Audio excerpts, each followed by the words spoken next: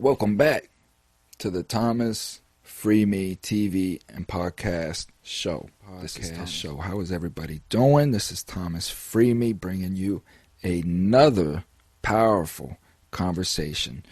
This individual I met on Facebook. We had a conversation on Facebook. I definitely wanted to bring him on my show, and I did not expect the conversation to ensue as it did. Very, very powerful, impactful, educational, something that all citizens should listen to because we are talking about our constitutional rights. Mr. Downing has a writ of habeas corpus going into the Supreme Court that deals with how our constitutional rights are violated in a bogus plea deal system that is locking up 97% of our communities, breaking apart our families. So we're going to discuss how all of our rights are being violated in that process. So let's just continue being our best selves. Let's continue uniting America, we the people, coming together, making us a strong union so we can take back our country, we the people, and build what the Constitution, I believe, was intended to build, and that's equal justice for all. We're going to get into racism. Is the Constitution itself racist, or the system that is manipulating the Constitution to appear and push its agenda of racism? So we're going to get into that discussion. We're also going to speak about race on maybe some options and opinions on how we can bridge this divide between white and black and possibly span that gap that we've created, this 400-year gap. So we're going to get into that discussion as well. Again, very impactful. Please leave your comments, likes, shares. Make sure that you are subscribed if you're not. But please join the discussion. Let me know what your thoughts are, and I will definitely bring Mr. Tanawah on again and continue this discussion. So until then, please continue to be your best self. Please continue to use your highest education, your higher learning, and just understand that we're in the face of ignorance all the time. So maybe this is a moment to teach versus become emotional. So we're going to get into all of that and more here on the Thomas FreeMe TV and Podcast Show. Enjoy.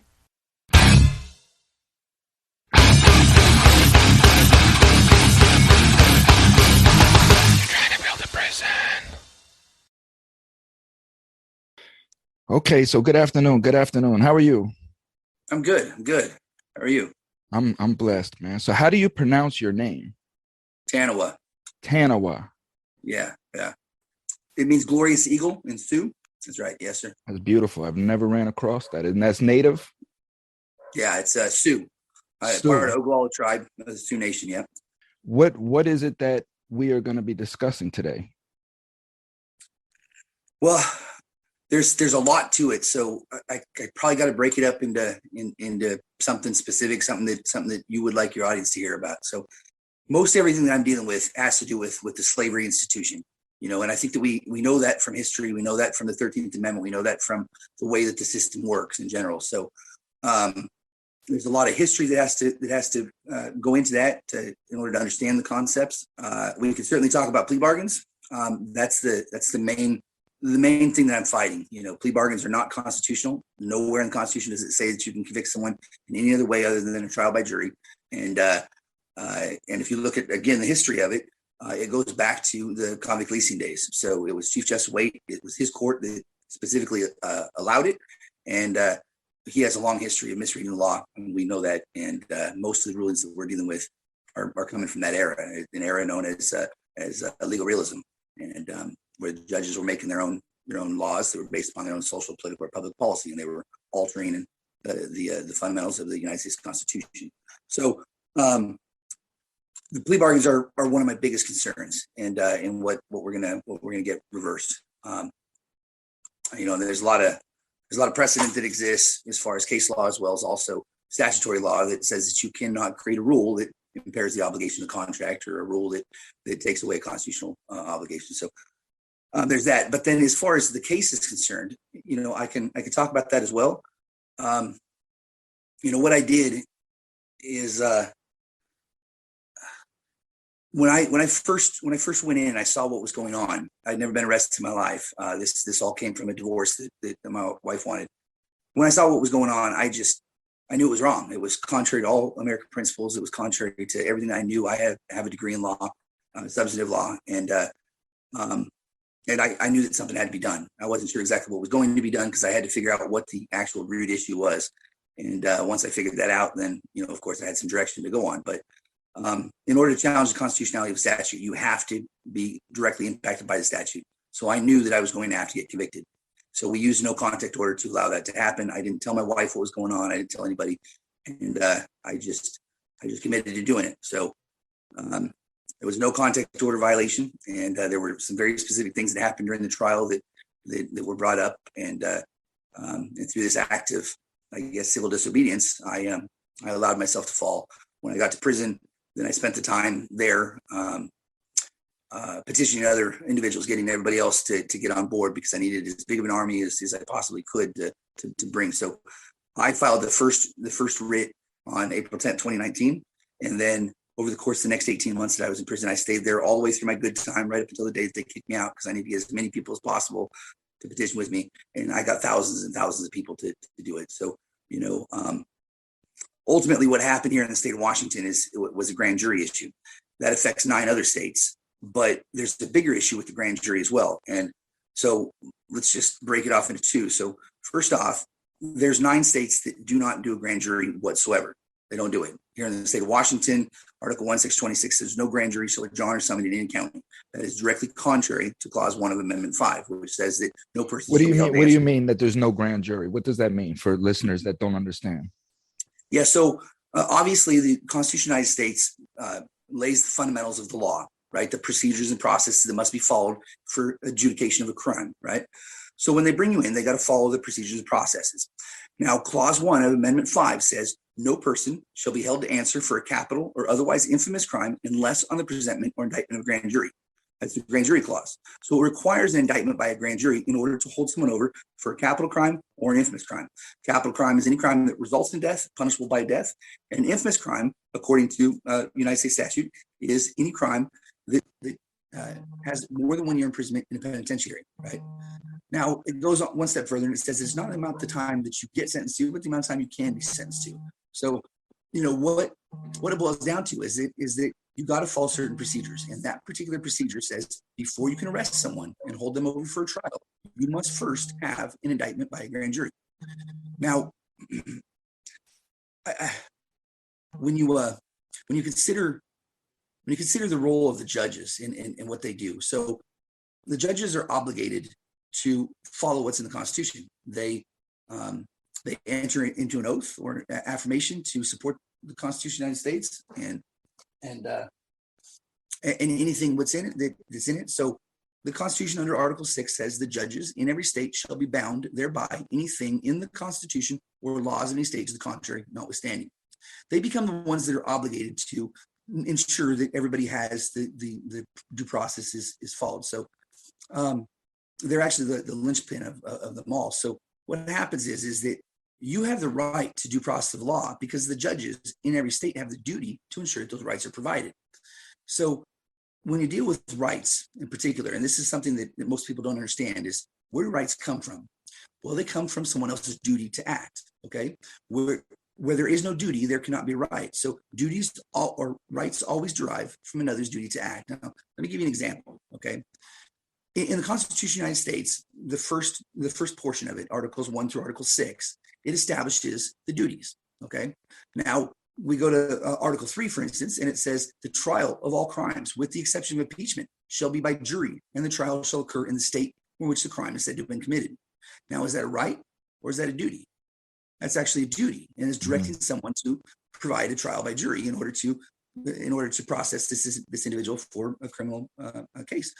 So the reason why rights are inalienable is because you don't have the right until someone else has breached their duty. That's why the duty always comes before the right. So where there is no duty, there cannot be a right. And you can't have a right violated without someone else breaching a duty to act. So in the case of Article 3, like I just said, the judge has the duty to ensure that you are tried by a trial by jury. Now, if that judge were to say to me, would you like to give up your right to a trial by jury? Before I even have that right to give up, that judge has already breached his duty, which means that it's an inalienable right. You cannot give them up. They can't. So, but you always have that offer, though. Sorry? You always have that offer to go to trial or take a plea. So it's not constitutional, though. It's not legal. So within the doctrine of duties and rights, the doctrine of duties and rights are very, very specific. And this is where people get it wrong. So the reason why the duty comes before the right is this. The Constitution of the United States was signed into law on September 17th, 1787, right? So that's the actual body of the Constitution, Articles 1 through Article 6. That establishes the duties and responsibilities of the government, right? So the legislative, executive, and judicial, each within each one of the articles. So that establishes the government's duties. That came first.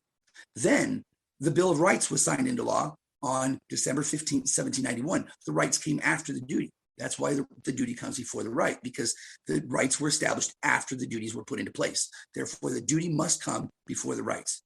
So where there's a duty to act, they are obligated by law to do it. So if they were to say to you, you want to give up your right to do it, before you have the right to give up, they've already breached their duty to act. So they don't have the right to do it. Now, there are actual statutes that coincide with this. A good example is the rules of civil procedures. Well, explain how that process is in everyday court today that you're saying is breaking down. So where is the constitutional error at in the plea deal process? Them offering you the plea deal is what you're saying is unconstitutional? So there's a couple issues that are occurring. One is you have the right to be presumed innocent until proven guilty. It's a presumption of innocence. Any irrefutable presumption of guilt is unconstitutional. So if you are presumed guilty based upon the mere fact that you've been given a charge, then that is actually unconstitutional. What happens is it shifts the burden of the burden of proof from the prosecution onto the defense. And then the defense has to go out and collect evidence in order to prove his innocence, right? And so that's unconstitutional. And in fact, it's also a violation of the international human rights standards. So it's not just, American Constitution, it's international law. So you can never, ever, ever place the burden of responsibility onto the defendant to prove his innocence, or else it would be. So, and I understand that, but in a plea process, though, it's the plea process is at the defendant's obligation. Like a plea deal is not forced on anybody. Oh, I beg to differ. It's forced on a lot of people. Okay. So the thing is that when you come into and you get arrested, right? I'm going to go off the state of Washington because the state of Washington is somewhat unique. The state of Washington doesn't have a grand jury. They use what's called information as the charging device. There's three different ways to charge someone. One is a presentment to a grand jury. The other is an indictment to the grand jury. And the third is information. Now, what happens with information is that someone calls up law enforcement and says, this person did this to me. They take that information, and that's all that's necessary in order to proceed with charges. So here in the state of Washington, there's no investigation that occurs. They don't come in and ask the individual what their side of the story. It is simply an act where they take the information, and that information is not verified or validated. There's no third party. There's no neutral, unbiased decision maker. It's validating these accusations. And what happens then is it places an inordinate amount of power onto the prosecutor to be able to pressure individuals into pleading guilty. So they can use any number of different tactics. One would be charge loading. Another would be threatening for extended periods of time. I've seen a case. I have a friend who he was actually charged with 2 counts of first-degree murder, right? And they came at him and they told him to plead out for a 4th-degree assault. 2 murder charges. He was looking at life in prison. And then when he beat that, they came and said, okay, if you'll just plead out to a 4th-degree assault, we'll let you go.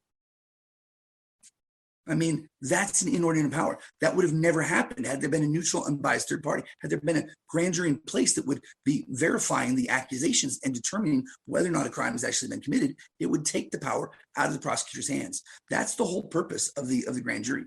The grand jury. Well, that is the purpose of the grand jury, but I don't know if even grand juries operate in that fashion, because with my case, like I went to a federal trial, and with my case, I wasn't even made aware that I was allowed the grand jury transcripts. That was like, to get your grand jury transcripts, I found out years later you're allowed, but nobody tells you this, because it was always a question in my mind is, how was I indicted when they had no information on me at all? Zero. The only information that they got on me came from the person that ended up snitching on me, but we were indicted on the same day. So how did I get indicted? That does not make no sense. The only thing that makes sense is that they had my phone number on his tapped line, not saying anything, just my number on his tapped line. And that's where an indictment came from for conspiracy to distribute mass amounts of cocaine. Yeah. It's not valid. So here's the problem, right? It goes even further. So these states that don't have a grand jury, that's a black and white issue, right? That is an unconstitutional act on its face, right? Meaning that the way that the law operates is not constitutional and can never be. Like here in the state of Washington, Article 1, Section 26 says, no grand jury shall be drawn or summoned in any county. That particular statute is unconstitutional on its face, meaning that it will never function constitutionally because it doesn't allow for the grand jury. There are other states that say we will have a grand jury, but then it becomes a procedural issue. Now, here's the problem with the grand jury is you're not allowing the accused to be present in the court, in the grand jury. How is the accused being given the opportunity to confront the accusations? That's the whole purpose of the grand jury. Now, we can go back to a case. There's a case from 1884 called Hurtado versus California, if we want to know the exact procedures and processes of a grand jury. You're not even allowed to have your attorney present during those grand. Nobody. So, it's just the state. Right. So what happens is that the state has taken a side. The state is taking the side of the petitioner, right? Of the accuser. And so once the state takes the side, they now have a vested interest in pursuing and winning. So now you have basically the petitioner or the accused or the accuser coming in and presenting their case to the grand jury. Now we have an equal protection issue here. And that is that if you are being treated as though you're innocent, why are you not in that grand jury? Why are you not given the opportunity to confront that accusation? You got some good points, man. Those are points. And more importantly, you have an unequal protection of two citizens. You have two equal citizens. One is being allowed to present his accusation, but the other one is not being allowed to confront the accusation. You have an equal protection matter. You can't arbitrate. Let me clarify what it is that you're saying for the listener that's not really grasping. So while you and I are out conducting our daily business, right? We are just going out, we're getting up, we're going day to day, we get up, we go to work, we drop our kids off to school. There is a hearing going on about us, and evidence is being presented to 12 jurors from a prosecutor. 23, sorry. 12, it's 16 to 23. Okay. So yeah. I'm thinking trial, but yeah. So you have this case that's being unfolded about you without you having any knowledge of what is going on. And if you have been following the Arbery case, the Rittenhouse case, if you've been following these cases, you can see the power of the prosecutor in the courtroom. In their opening statements, they bring whatever they say, whatever it is that they want to say. They say whatever they want to say, and they know that they have the conviction of truth behind them. As far as what I mean by that is that it's the same as a law officer in court. Right. When these people speak, they speak with the court knowing that what they say is the truth. This is evidence, what they say. Absolutely. Right. And this hearing is going on. Go ahead. They're also allowed to present hearsay evidence that would not be admissible during a trial. So they're able to bring in evidence that isn't even admissible for the trial in order to secure the indictment. So they can say anything they want, essentially. The prosecutor can say anything that they want, and there's no opportunity for the accused to be able to confront the accusation. Now, that's not a grand jury, right? That's the same as not having one at all, because all that is the state saying, I want this charge, and I'm going to go get it.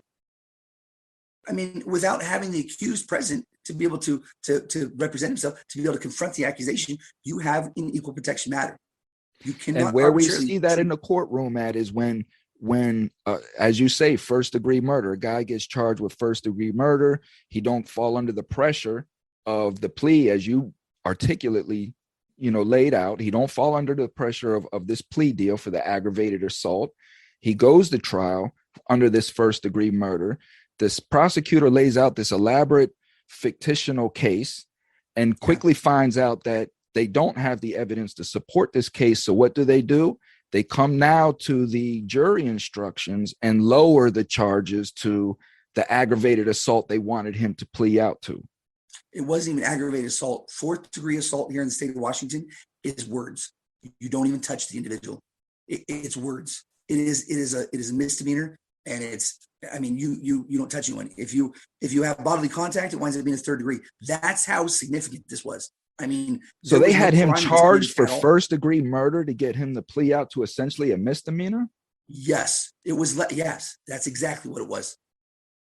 And so he went to trial. And during the trial, what happened was that the individual that was the witness, she lied, and she didn't know who it was. And she said, anyway, it came to be that she had no idea who she was looking at. It wasn't him. And it came to that. So then there became some libel issues that was there. But ultimately, it wasn't him that was there. And the jury recognized that immediately. And they came back with not guilty. But the prosecutor ended up coming to him and saying, hey, plead guilty to this fourth degree assault, and we'll let you go today. Right? So he's went from literally looking at life, the rest of his life in prison, to, hey, you can get out today if you'll just plead guilty. And I speak on this all the time. This is the overzealousness of the prosecutorial, the conduct. But so let me wrap up a summation here, and then we're going to get into what it is that you're doing now that we have a general understanding of what it is that you're talking about and how our viewers can help and such. So you are saying that the unconstitutionality is in the fact of the pressure that is applied on people to plea out by the amount of allowance that prosecutors have in pressuring us into doing things that we don't want to do. So as you corrected me when I said that plea deals are obligation, you have to obligate to take a plea. You corrected me and you said, you begged to differ, and you said that it's because of the pressure that is put on that individual. When you said that, I can't argue with you. I have to say you're 100% right, because I've been under that pressure. I have guests on my show that describe this pressure. I'm getting ready to interview somebody now that is in prison for manslaughter because he was pressured to take this plea that they were going to arrest his family, take away his children, all of these things if he didn't take this plea. Exactly. And knowing that they had DNA evidence clearing him of this crime that they withheld until he took the plea. Exactly. And so these are intentional acts of deception. This isn't about justice. This isn't about who's wrong and who's right, who's innocent and who's guilty. This is simply a matter of enslaving individuals, sending them off to state-run for-profit companies so that they can generate revenue at the expense of the citizenry. That's what this whole thing is about. These states are making billions and billions of dollars every single year at the expense of citizenry. All right. They're taking advantage of a very specific demographic, and that demographic is the poor. They are creating laws that are focused on the poor in order to enslave individuals. And we know that because the 13th Amendment says so. The 13th Amendment, which was supposed to abolish slavery, says neither slavery nor involuntary servitude shall exist except as a punishment for a crime. The moment that you say accept, it means you can have slavery, but you call it justice from now on. And these states immediately recognize that. And the moment that you allow for slavery by the states, guess what? The state is now the slave owner, right? Not only are they the slave owner, but they're the ones that are bringing the charges. They're the ones that are doing the investigating. They're the ones that are doing the judging. They're the ones that are doing the supervision. They're the ones that are profiting off of it. Here in the state of Washington, Article 2, Section 29 says Congress shall provide for the working of inmates in for-profit industries for the benefit of the state. The state is making billions of dollars off of the involuntary servitude of individuals that they are picking up They're taking That sounds advantage like of the peonage to court me. to do it. So here's what my case is really bringing up. Okay, when we talk about pressure, all right, and establishing a contract, because that's all that a plea bargain is a contract. It's a contract of guilt. Okay, now when you deal with contracts, there's basically two different opposing options. One is blackmail or extortion. The other is robbery. Okay, so let me just tell you the difference between the two. Robbery is establishing a contract by illegal means using immediate bodily harm. Immediate bodily harm. So a good example would be, I have a gun, I point the gun at you, and I say, give me your money or I will shoot you. You give me your money and establish a contract with me for that, not because you want to, but as a result of the fear or duress that I've inflicted upon you. Okay. Now, extortion, on the other hand, is the opposite. It is establishing a contract through illegal means using future bodily harm. Okay. Future bodily harm. So when you deal with extortion, goes like this. If you don't plead guilty, I will send you to prison for 20 years. Okay. What my contract or what my case is establishing is what's called the formula of intimidation. All intimidation follows this formula. Okay, it's very simple. Okay, and once you know this formula, it will make sense. It goes like this: if you don't do X, I will do to Y, whereby X is my envisioned outcome and Y is a result my powers can cause. Okay, I have certain powers. I'm a United States citizen. I have the power to bear arms. If I go and buy a gun and I point that gun at you and I employ the formula of intimidation, it will go like this: if you don't give me your money, I will shoot you. Right? You give me your money as a result of the fear or duress that I've inflicted upon you. That's a crime called robbery. Okay. You will go to prison for that.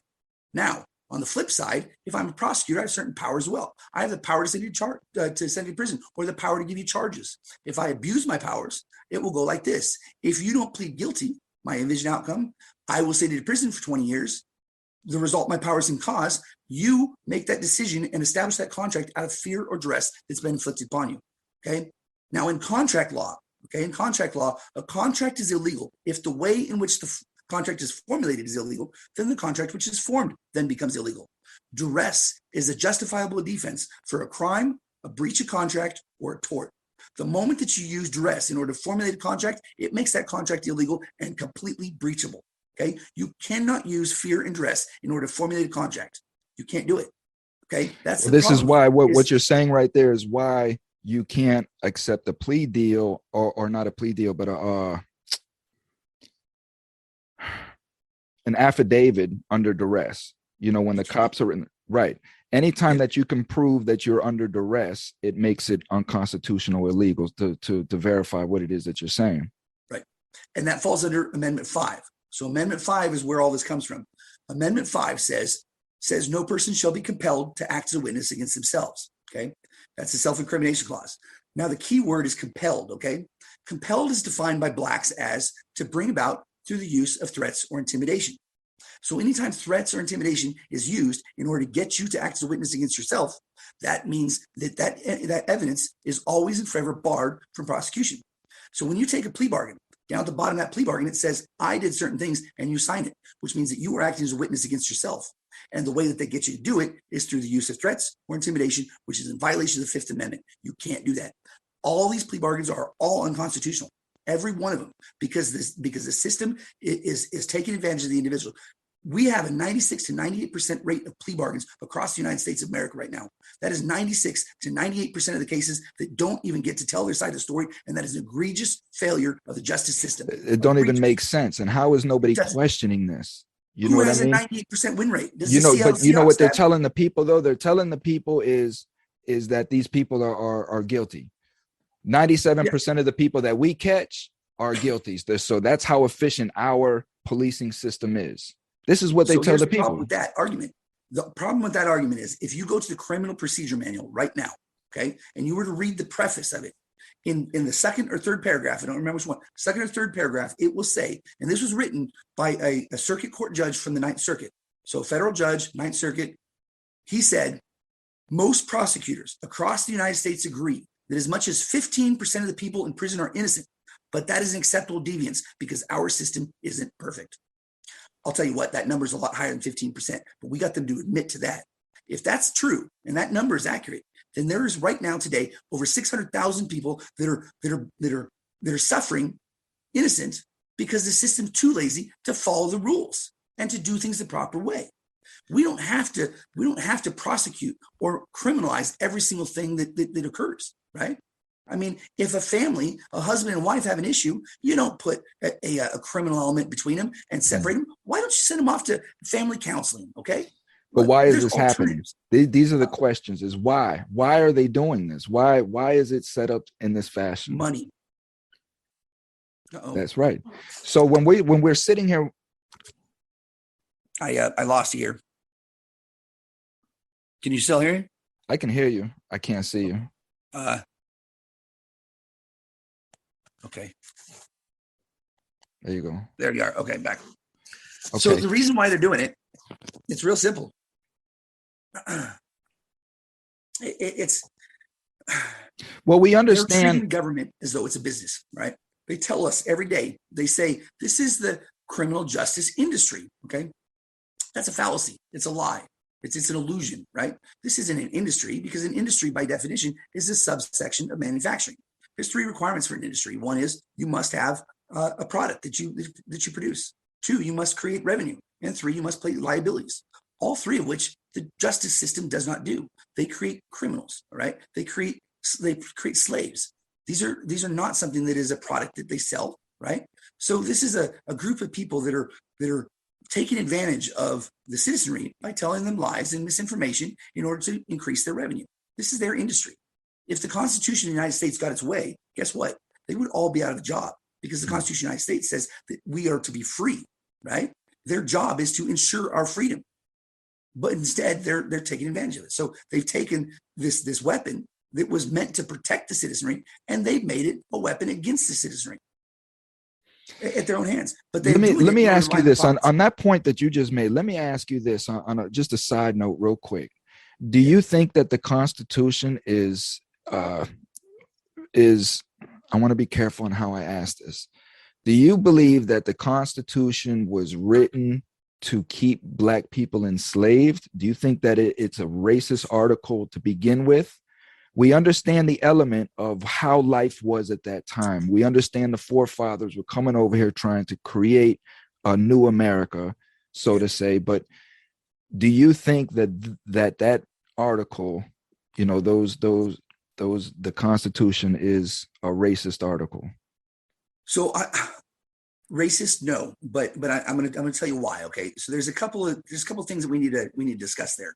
First off, when we started our country, we started what was called an egalitarianism form of government, which is that all men are equal. Okay, now when you create an egalitarianism government, you must have all men actually be equal. You cannot have classes of people. You can't, because if all men are equal, then there can't be classes. The moment that you establish a class within an egalitarianism type government, you set up that government to fail. It is going to fail because now the government has the ability to pick a side because there's classes, right? So we had a critical failure from our forefathers. When they created this government, it was a great plan. It was a great idea, but they messed up, and they messed up bad. What they did was they refused to raise their property up to equal status. And they left a group of people at a lower status, which has caused this, not a criminal justice system, but a criminal enslavement system. Who was that group of people? We needed to bring everybody up to an equal status. Everybody must start in equal status with an egalitarianism type government, or you're set up to failure. Who was the group of people that they set aside that you mentioned? George Washington, for instance, Thomas Jefferson, both refused to give up their slaves. They kept their slaves. And yet they created a country that says that all men are created equal. That caused a class of people or a perpetual system that can discriminate. Because the moment that you've allowed for discrimination to occur within a system that is not able to have discrimination, now you have perpetual discrimination. We can never reach a level of equality unless we restart, unless we bring everybody back to an equal status and restart. In order for all men to be equal, government and laws must first treat them equal. That's the way that it has to start. Okay. And the reason why I asked that, going back into what we were talking about, the reason why I asked that is because if people believe that the Constitution itself is a racist article, right, then everything that we're kind of speaking of is moot, because the Constitution is the root of everything. But I don't feel that it is. I feel that it is, as most of law is just vague enough to be taken advantage of Right. and manipulated into how it's became today with Yeah. all of these amendments and just It's not the amendments. So it's deception. Okay. So first off, I have to agree with Justice John Marshall Harlan.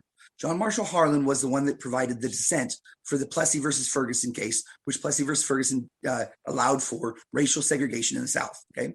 So John Marshall Harlan said, our Constitution is colorblind and neither knows nor tolerates classes among citizens. With respect to civil rights, all citizens are equal before the law. That is absolutely true. Our Constitution isn't the one that's at fault. There's other things that are at fault. Now, here's the thing, okay? Race is not the issue. We've been told that it is for hundreds of years. We've been told that race is the problem, but race actually isn't it, okay?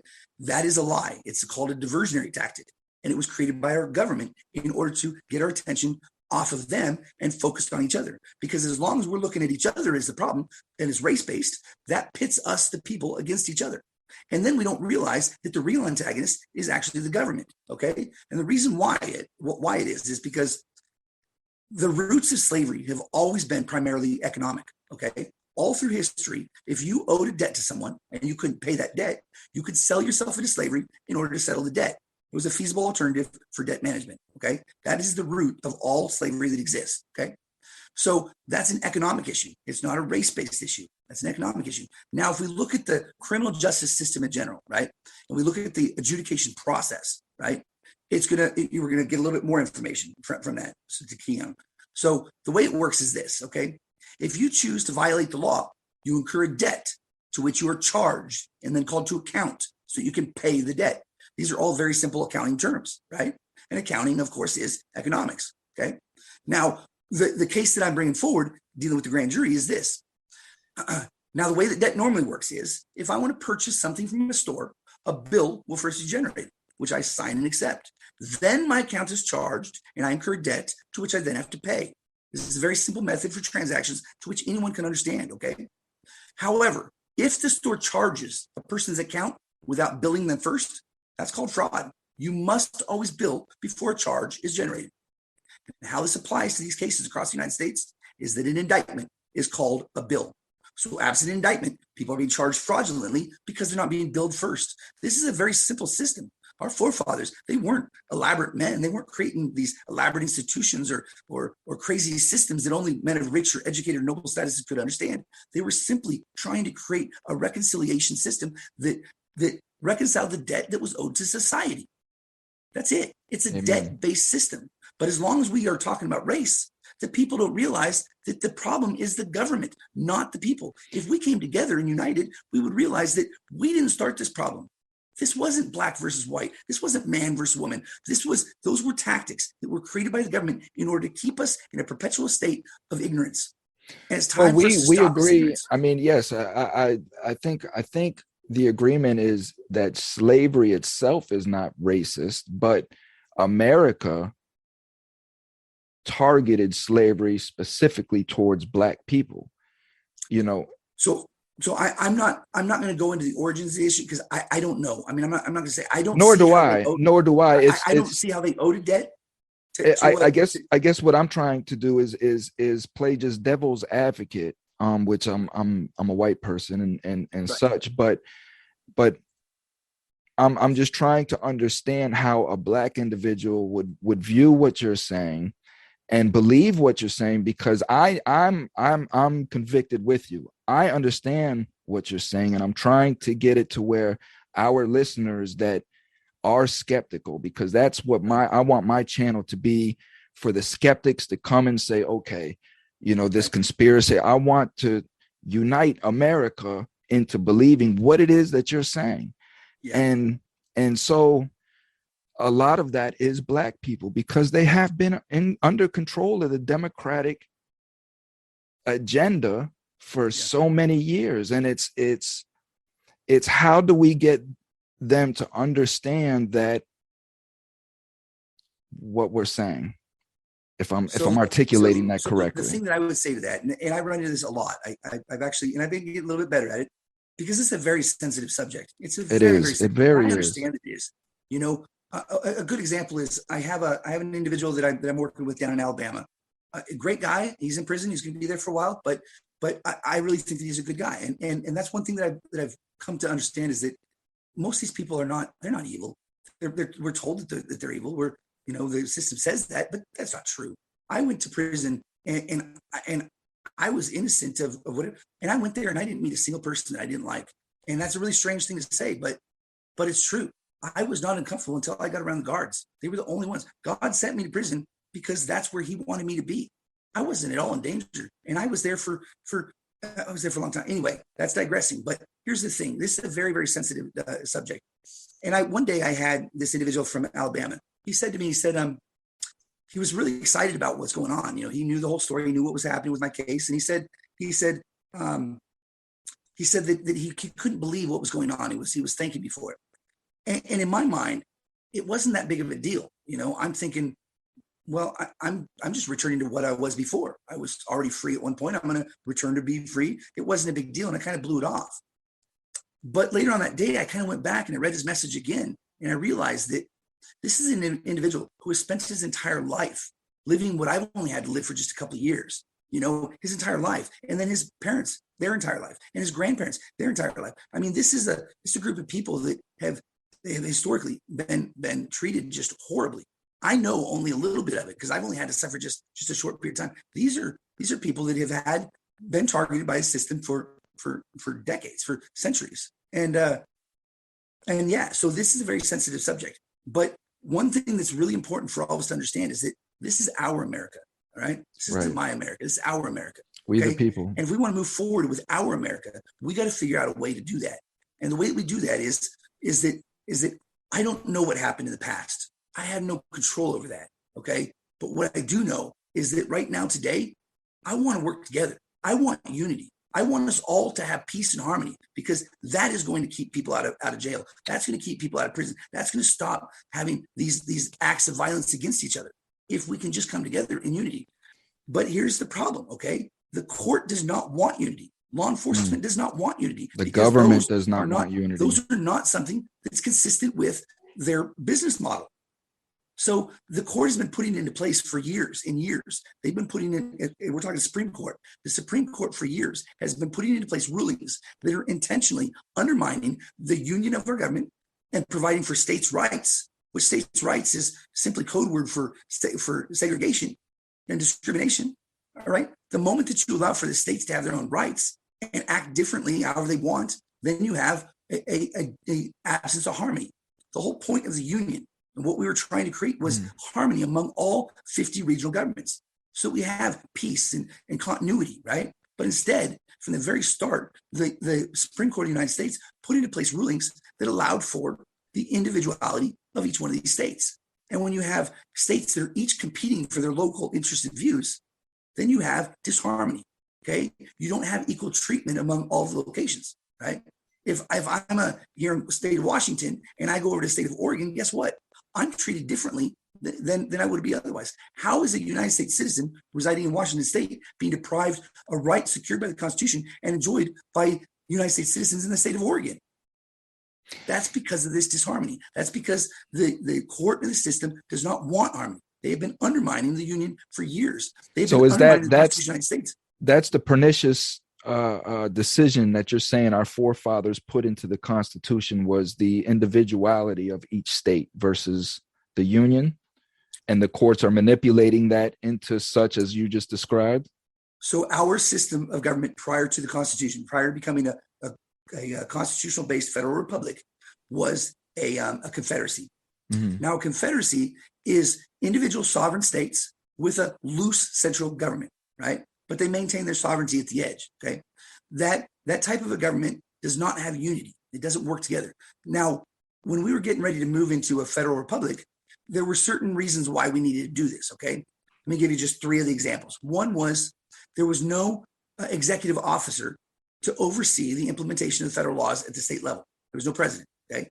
So when we moved to the constitutional-based republic, we established an executive office. Okay, and that allowed for the executive officer to oversee the implementation of federal laws into the states. Is number one. Number two, there was no high court. So there's no single court that allowed for legal decisions to be to be determined and then flowed out to a national level, so that each one of the regional governments implemented the same legal precedent. Okay, so there was no Supreme Court, so we established that as well. And the third was there was no way of requiring the states to actually implement the laws that were created at the central government. So they were picking and choosing what they wanted to do or not do. So the federal government and the central government was creating laws, and then the states were saying, I don't like that. I'm not gonna do it. Right? Those were the three main issues that we were trying to resolve when we were moving from a confederacy to a constitutional-based republic. Now, with a constitutional federal republic, there's two parts to it. One is federal, and the other is republic. Now, when you deal with a federation is simply a central government that creates the laws, right? So it's a representative government that would have of a central government that would be represented by each of the individual regional governments, and they would create the laws, and then they would federate them out to the states for implementation or administration. And that's the way it's supposed to work. So the laws would be made by the central government, and they would federate them out to the regional governments for administration and application. And what that does is it creates harmony among all of the regional governments. George Washington, he said in his farewell address, he said, in contemplating the causes which may disturb our union, it occurs as a matter of serious concern for the characterizing of parties by geographical discriminations, whence designing men may endeavor to excite a belief that there's a real difference of local interests and views. George Washington's greatest concern for the stability of our nation was having these individual regional governments having their own independent views. Because what would happen there is this disharmony. We would no longer have a united states. We would have a separated states. We have 3 times been faced with the Confederacy. First, when we were moving from the Confederacy of America to the United States of America and the constitutional-based federal republic. That was the first time. And you got to look at the two political theories that were in play. James Madison was coming up with the federal republic with a strong central government, 3 branches of government, and unity among all of the regional governments. That was what James Madison was bringing forward. And then you had the Confederacy remaining as a Confederacy, and so the states would all remain sovereign and maintain the sovereignty, but then they would have a loose association increased at the central government level. That was the 2 arguments, the 2 political theories or national theories that were being discussed at that period of time. What ended up winning was James Madison's strong central government with 3 branches of government, and not the local improved regional government. Those were the 2 theories. The regional government didn't win. And that's interesting because states don't have sovereignty. Okay. That is another issue that the court has put forward. And I would just want to put this out there because this is very, very important information for people to understand. Okay. When you talk about sovereignty derives from the belief that the king can do no wrong. Okay. The laws derive from the king, and he has the just principles and rights to be able to do that because of his kingship. Okay. So he creates the laws, right? And as a result, sovereignty derives from him. Okay. So you can't charge a king. You can't sue a king without his permission or his consent. Okay. When we, the United States citizens, when we won our independence, we each received our freedom. And as a result, we each became essentially sovereign, because as a result of winning our freedom, we then have the freedom to do whatever we want. So in order for us to be sent to prison, or in order for us to be subject to laws, we must give our consent, just like a king would have to give his consent. We give our consent because we, the people, give the government the power to govern through the consent of the governed. We are the ones that create the laws. The laws originate from us. That makes us the sovereign, and that does not allow for the government to be above us. The government is simply now the thing is, that's the central government. When you deal with the states, okay, the decision for the states to be sovereign. There was a case in 1793 called Chisholm versus Georgia.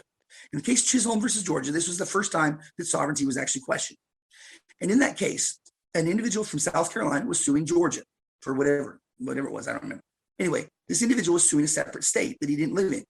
And ultimately, the court came out, the Supreme Court of the United States came out and said, states don't have sovereignty. Whatever sovereignty they had, they gave up to become a part of the union because they're subject to the laws of the United States of America, and therefore they cannot be independent. Okay, so that was Chisholm versus Georgia. That was right next to the signing of the Constitution by people that actually wrote the Constitution. And they said there is no sovereignty because states gave that up when they chose to become a part of the union. So what happened then was Chisholm won. He won his case, and he was able to sue and sue the state. The state didn't have sovereignty. Well, the states then threw a fit. They threw a fit, and they couldn't believe this was happening. So what they did was they went and they had the 11th Amendment enacted. Now, we did enact it, but the 11th Amendment makes no mention to an individual suing his own state.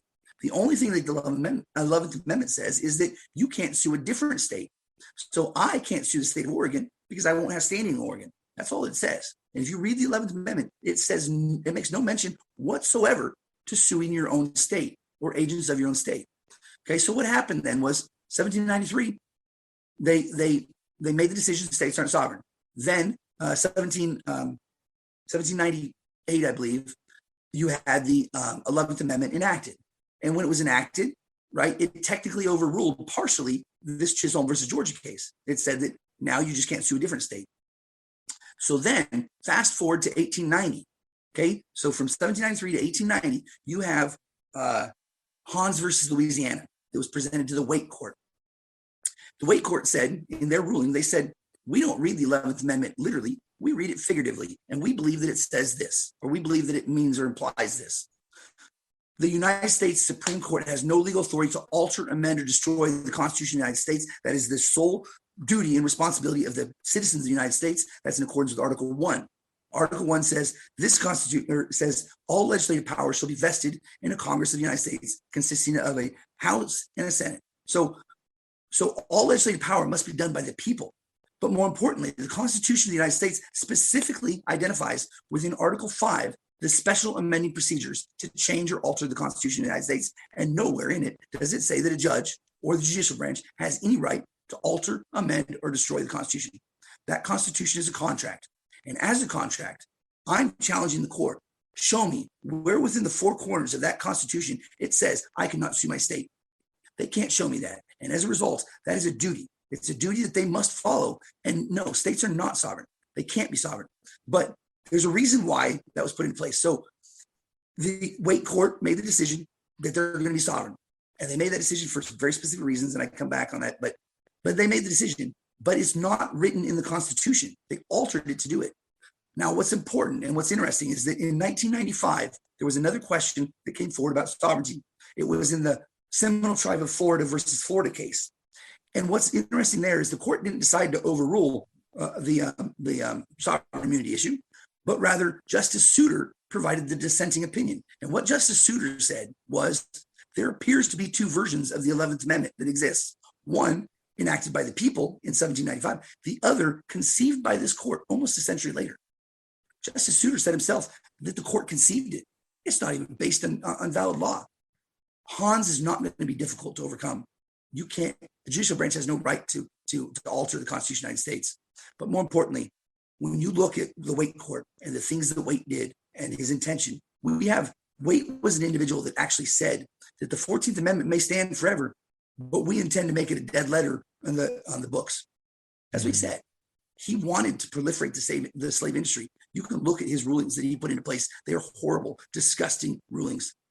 Every single one of them was to proliferate the slave industry. From the Cruikshank case, where you had 150 Black Americans that were gunned down by some white people, and then he refused to prosecute them, refused to allow the federal government to prosecute them because they said that the Blacks weren't entitled to. These are horrible, horrible decisions. Well, this goes back into what we were talking about when we're talking about the unity is trying to not tell Black people what or how we want to create unity, but to understand what it's going to take for them to trust us again. And I just had this conversation with a lady last night that I'm actually co-starring in this play that I'm getting ready to get into, because the play's titled American Son, and the whole premise of it is a Black mother that's dealing with a racist cop, and the estranged husband is white. It's a biracial, so it's on Netflix. But in that, we sat up for 3 hours last night discussing race, and it's like she said, it's going to take ownership on our part to really understand what we've done to this race of people. how we've left them behind for 400 years. And how do we make that up? It's not just saying, okay, let's just forget about it and we'll go forward from here, because you still have that gap. Right. So how do we fix that gap? So what I'm proposing, and this isn't out there yet, but what I'm proposing is this, okay? Justice is not about vengeance, okay? You don't heal anything with vengeance.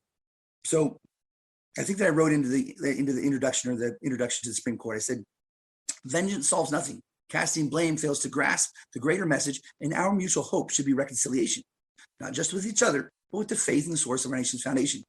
We are a nation of laws, and those laws are essential to maintain order and peace. But more importantly, we are a nation founded on faith. We must return to the faith of our design system.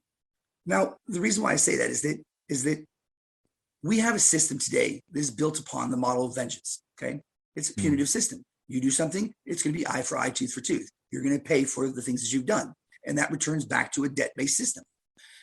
That's running government as though it's a business. And if you run government as though it's a business, then the decisions that you make are going to be based upon fiscal considerations instead of societal considerations. You're going to be more concerned about the money than you are the people. And that's what's happening. We have a business that's being ran, and they think that this business needs to be run in a certain way so that they can generate revenue. And they generate revenue by the more people that they put into place, right? It's not a business. We're not in the business of creating slaves. We're not in the business of imprisoning people. We're not selling stocks of prisoners up on the New York Stock Exchange. That's not what we should be doing, right? Justice is equally concerned about the accuser and the accused, because here's the problem, okay? Hurting people hurt people. When you take a hurting person and you put him into an unhappy situation and you hurt him even more, and then he gets out and you expect him to suddenly stop hurting, that's release insane. them back into the community. Take these people.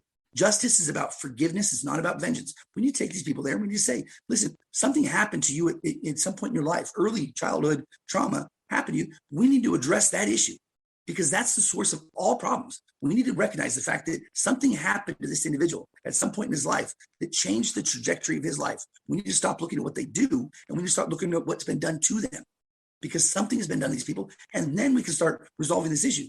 But when we take people, we say, you're a piece of garbage and we're going to send you off to prison and then expect you to get better. We're not getting anything better. We're getting worse and worse and worse. And so here's the thing, right? What we got to do, first off, is we have to recognize the fact that if you're a child and you grow up without your parents, without your father or your mother, they're off prison, you have more than a 70 to 80% likelihood of going to prison yourself, okay? 92% of the people that are in prison right now have got 3 or more children, okay? So if you look at just the numbers alone, one generation, and we're going to be doubling the prison population. One generation. You said 92% of people that are in prison right now have 3 or more children. Yeah, that was the statistics that I read. 92% of the people in prison have got 3 or more children. That's astounding. The number 3, we can just go off the number 3 alone, right? And that means that of the 2 million people that are sitting in prison, well, if we within the system is 10 million. If we look at just that number alone, this is an unsustainable track that we're on. We are destroying the familial unit, and we're doing it in order to generate revenue. And isn't that how communism is established? Absolutely. So you break up the familial unit, right? A family can live without a country, but a country cannot survive without the family. We have to have it. So these children, we're destroying them because we're taking the family away. Now, I don't want to digress too much here, but when you look at what's happening with CPS and these children that the states are taking, they're getting paid $40,000 per child that they take into the system. That's under the Social Security Act. So these states are receiving a monetary payment for every single child that they take up and take into their custody. So there's a financial incentive for them to continue to do this. Now, all through history, children have always been an economic generator. And it's no different today. There's still an economic generator because the Social Security Administration is paying $40,000 per child that they take into their custody. And that's well known. You can pull up the act itself and you can read it. It's right there. But what's happening then is, according to English common law, the father is responsible for the child and the child's health and well-being. So the education, the food, and so on. So they have primary control and custody of a child. according to English common law. So if you want to take the child, the first thing you need to do is break up the family unit and get the father away so that he's no longer in a position to do that. Then the state can come in and take over that paternal position. And now the state is responsible for educating the child, right? State can choose what they want to teach. They're responsible for feeding the child and clothing the child, and so on. And so under English common law, the woman, you either have a free woman or you have a slave woman, right? So you either have a convicted criminal woman or you have one that hasn't been convicted. If you're a free woman, you can have your child taken away for poverty. You can have them taken away for adultery. You can have, so there's certain things that they can take the child for. But as a slave, they can take the child for any reason whatsoever. And I deal with these CPS cases all day long, and they're just sickening. But so anyway, we have this breakdown of the familial unit, and we can see why it's happening. We can see the financial incentive behind it. And yet we are destroying our country in the process, because every single one of these children, look at what we're doing to them. I mean, we're taking the father away from them. If you have a child, like, and the mother, it breaks my heart when I think about my son. It's been 4.5 years since I've spoken to my child, because the judge during my trial, who wouldn't allow me to testify, who wouldn't allow me to present evidence, who wouldn't allow me to call witnesses on my behalf, who prevented me from being able to defend myself completely because he wanted me in prison. All right. And that's this whole digressing. But nonetheless, that same judge, 7 months later, forced my wife to file for a divorce. And when she did, he awarded her absolutely everything of a multi-million-dollar estate, and took away my parental rights of my children without even hearing, without even contacting me, without even giving me the opportunity to be able to respond to the complaint. That same judge did all that, signed it, and stole everything from me. And so it's been 4.5 years since I've spoken to anyone, to my 3 children, seen them or spoken to them. I don't know where they're at. And when you look at the child, a boy in particular, when you take away the father from that boy, he loses his sense of self. He has nothing to aspire. That his father is the one that he looks up to, that he learns how to be a man. And that's horrible. And then when you look at the daughter, the daughter's first love is her father, right? Because the daughter will marry someone just like her father. So her father's there to set the example of what she should be looking for in a man. To take away that father, what does she have to well, that's that's common sense, and that's logic. It's both parents. That's how God created it. This is why he created a man and a woman, and they create a child, and they both raise that child because they both are implementing the nature of life into this child. And when you take away one, then it's insufficient. You can't run on half an engine. There's nothing that was built to run at 100%. Is it going to run at 50% and provide the results that you expect at 100%? It's just not going to happen. And so we know this. So why is the structure not geared around making sure that the family stays together, making sure that everything that they do is to keep our family unit strong and together? Why is our government not structured in that sense? When you ask these questions, and you have to go back to what we've been discussing, is it's a business. It's an agenda. It's a business, and we're being deceived that it's not, so it can continue to go. So to wrap this up, this has been an explosive conversation. I did not expect this at all, reaching out to you, but what is it exactly that you're doing? Where can people contact you? How can they get a hold of you and be participating in what it is that you're doing? Okay. So ultimately what I'm going to do now is I have a writ, an argument, a legal argument that's ready to go to the United States Supreme Court. It's there on a jurisdictional error, which means that it is always and forever void, right? It's not the parties involved are not legally bound to it. So the jurisdictional error was created the moment that the United States District Court of Eastern Washington chose to make a decision and a ruling on a case where they lacked personal jurisdiction over the parties involved in the dispute. My case was Tanawah M. Downing versus the state of Washington. Okay. So under Article 3, Section 2, it says, in all cases in which a state shall be party, the Supreme Court shall have original jurisdiction, which means that anytime a state chooses to become a party in a cause, exclusive personal jurisdiction has been assigned by the United States Constitution to the United States Supreme Court.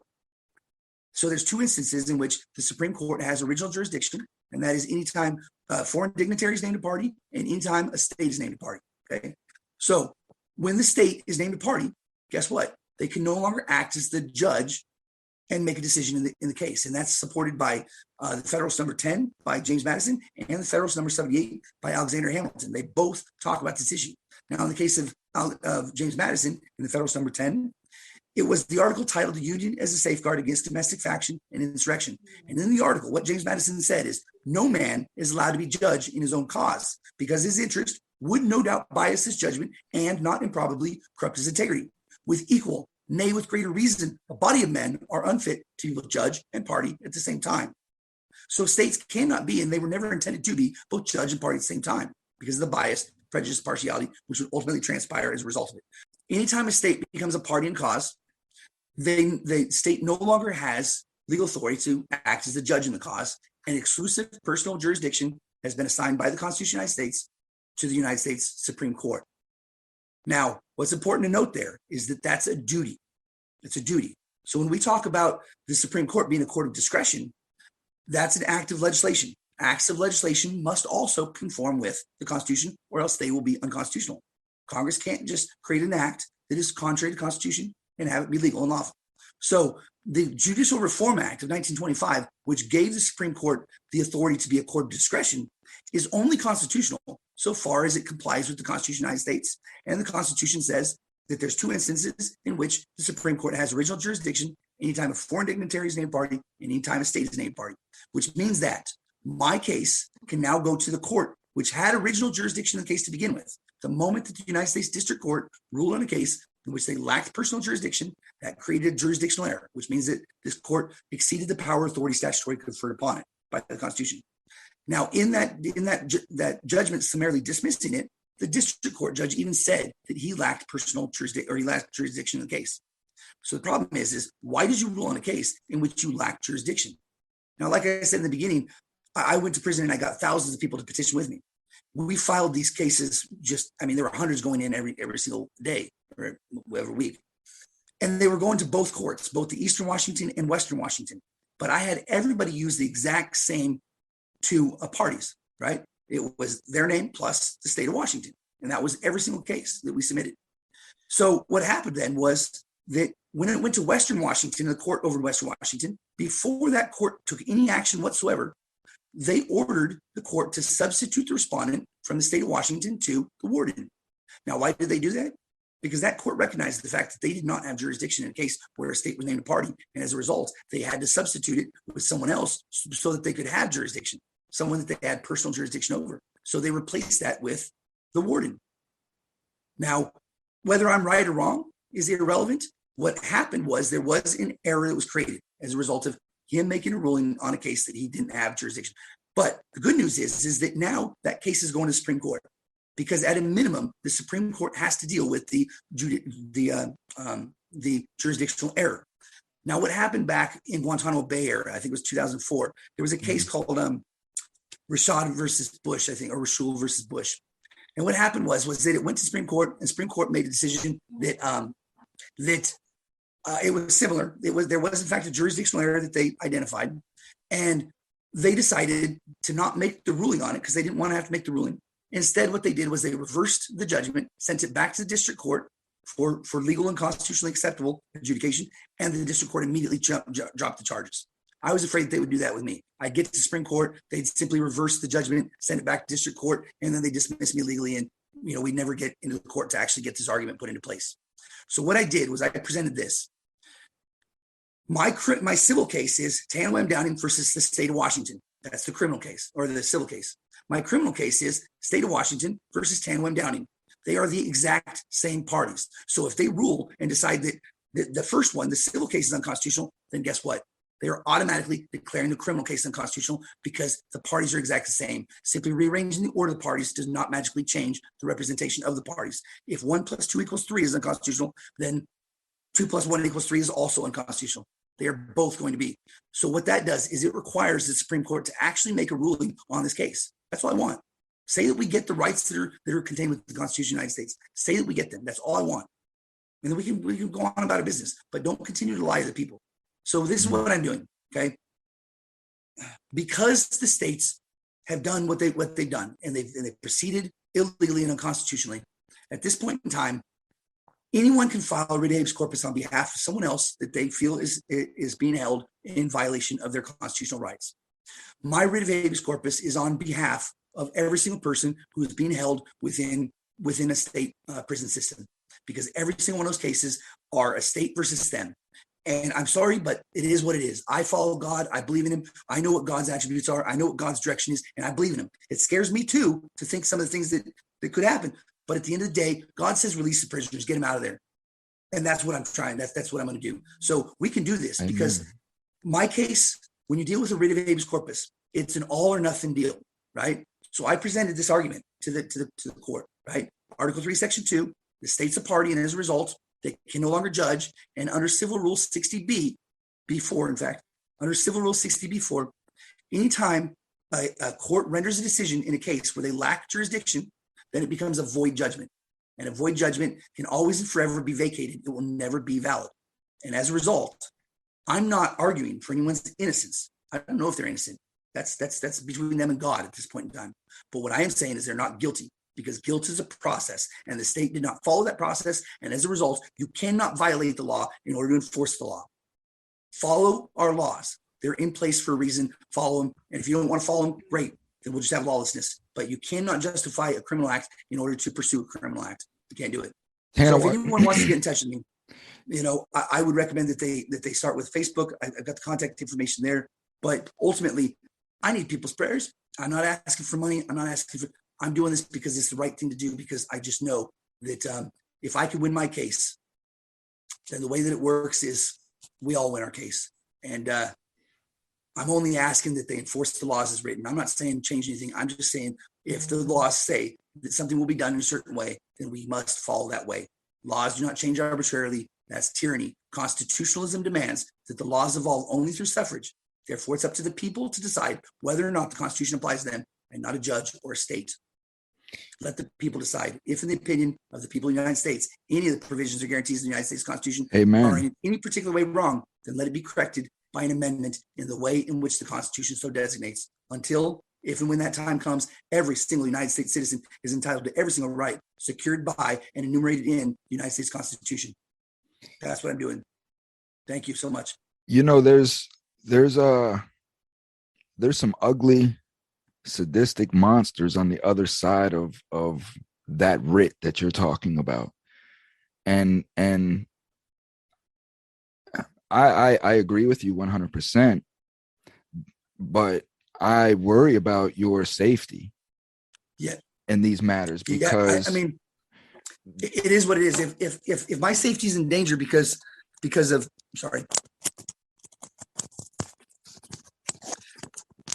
if I believe that if I were in danger, I think that the opportunity is passed. If they were going to do something, they should have done something to me while I was in prison. It could have went away. No one would have ever known. I've been told that one of the big reasons why I'm probably still alive and still doing what I'm doing is because I put everything out there. I'm blatantly honest about it, and I blast it out there. And there's more than enough information. And I'm not really doing anything wrong. I'm simply saying I love America, right? And but you're interfering. We need to defend America. You're interfering with some big players. Yeah, that have a big agenda. Right. And unfortunately, I can't change what God has asked me to do. I mean, I'm with you, brother. Listen, I'm with you 100%. You're on my channel. And like I say, I bring some controversial things onto my channel that exposes a lot of the corruption that goes on within our court system and within our America. And I'm with you 100%. I mean, if they come and they do what they do, then that's just what it is. And I tell my subscribers, my listeners, whatever, if I disappear, you know what it is, so, but it's, I really want Americans to understand the pressure in doing what it is that you're doing, because they don't understand. Like when you file this inside a prison, what happens to you? So I was very, very concerned about that. And before I filed, I had to take certain measures to protect myself, right? First off, I spent the first 6 months that I was there handwriting and recording the entire Black's Dictionary, the entire Criminal Procedure Manual, and the entire Civil Rules of Civil Procedure. I hand wrote every single one of them, hand copied it. I spent 6 months doing that. I had thousands of pages of that because I knew that the moment I filed, those books would disappear. And sure enough, they did. Right? I knew that. So one of the first things I did was I recorded everything I needed to be able to proceed with this. That was number one. Number two, I was concerned about the fact that this is a valid argument. And if I have a valid argument, they're not going to keep me in general population so I can spread this around. So before I filed, I already had 49 other people that were on board. They already had their paperwork filled out. So the day that I filed, they were already scheduled to file as well. By the end of that week, we had the first 49 people in, and that gave me the numbers to be able to protect myself, right? I had conversation with the warden. The warden indicated that that I can get you on inciting a riot. And I had to explain to him, sir, this isn't your fight. Don't get involved in this, because if you get involved in this, then you're going to be violating my right to peaceably assemble and petition the government for redress of grievances. I have been charged with that inside a prison as inciting a riot for exactly what it is that you're talking about. So right. And so I was threatened with that, but he ultimately agreed. At the end of the day, this isn't your fight, sir. Don't get involved in this, because if you do, then I'm going to be coming after you as well. And he didn't need that. I spent the whole time in prison, and you want to know, I never had my room even checked. I never got talked to. When it came time for me to leave, I think I had 9 months worth of good time. They never even asked me. They would walk by my room and say, all we need is just an address and you can get out. I don't want out. I'm here for a reason. I'm going to be here until the day you kick me out of here. I never felt in danger. Those people that were there, they knew why I was there. They called me the preacher, right? And they knew why I was there. And once I started showing them that this is what I'm doing, I had all the protection in the world. Those guys, I'm good with them, and I owe them my life because had it been anything different, it would have been a different scenario for me. But these people, they protected me. They took care of me. I had the Southsiders that told me I can go out to the yard by myself and they'll protect me, along with the white. Everybody protected me and took care of me because I was there for a reason. And I mentioned this yesterday in a posting, but when I first got to prison, that first Sunday, there were less than 30 people who attended that prison or that service. The day I left, or the last Sunday before I left, it was standing room only, 350 people, and the line was still 200 yards out the door, or 200 feet outside the door. It stretched almost all the way to medium security side. That is what happens with hope, right? These people, if you want to change the world, if you want to do something, are you going to go to the ones that are filled with hope, that have a job and a house, a car? No, God's going to send you to the hopeless, because who better to fill with hope than the hopeless? That's where we needed to go to create this change. These people were looking for something better. They were just looking for something to believe in. Amen. And I gave them something to believe in. And once we did, everything changed. The whole morale of that facility changed. And so my point is that I've seen some amazing things. I've seen what can actually happen here. I believe personally that once I became a Christian, God sent me to prison. All right. That's where he sent me. And so, as a Christian, I'm able to feel, when I'm around people that I should be nervous about. None of these people ever made me feel nervous. Not one of them. Not one of them. And I was among some pretty supposedly bad people. They kept me in medium security the whole time. And because they just decided they wanted to. So, I was in a lockdown pod, and, but at the end of the day, these people weren't in danger. They weren't threatening to me. They became my brothers, and I love them very much. And I made the promise to them that I will not stop until I get them home. I made promises to many daughters and many wives that I won't stop. I've got 3 master's degrees. I was very, very wealthy. I don't care about that anymore. What I care about is this, because I spent the first half of my life using all my expertise and my talents to better myself, or to benefit myself. And I benefited a lot. I mean, I literally could buy anything I wanted, but with the swipe of a pen, and in an instant, all of that was taken away, and I have absolutely nothing anymore. So I just figured the second half of life, I think I better use all my talents and expertise on someone else, and let's see if we can make something that's going to last. And I feel so much better about doing it this way than the other way. And, so I made the promise to more than enough kids that that we're not going to stop until we get their dads home, because amen. I'm with that's you, what's man. important. Absolutely. I'm with you. I made those same promises, and this is why I'm doing what I'm doing. And one of the dudes I made a promise to 10 years ago, I just got hit on Core Links not too long ago, and because I'll send him notes about how my progression, and he's like, man, you kept your word, man. And that very few people do that, so people see that you and I keep our word, and we try to do what we can do, and it's appreciated. So Tanawah, thank you so much for this conversation. I do want to bring you back on again sometime and really get into the Constitution, because I'm ignorant in the Constitution, and I know 99% of other Americans are as well. And I want to really just start getting into just the Constitution, understanding what our rights are, how the Constitution was formed, all of these things. So if you don't mind, I would love to bring you back on that. And great conversation, man. Thank you so much. How can they get a hold of you? I would go to Facebook. So just do a search for my name. There's no other Tanawah that exists. That's Tanawah. Last name is Downing, Downing. If you would connect with me through there, that'd be great. Perfect. Feel free to send me a message. I'll respond with contact information. The problem that I have is that I have to be a little bit concerned about where I get information and who it is, because I never know who's actually on the other end of that line. And when you look at what was going on during Plessy versus Ferguson and the Brown versus Board of Education period of time, and Dr. King, they were bringing in individuals to incite criminal statements or things along those lines. I've had people that have been brought into my Facebook site that I know shouldn't be there.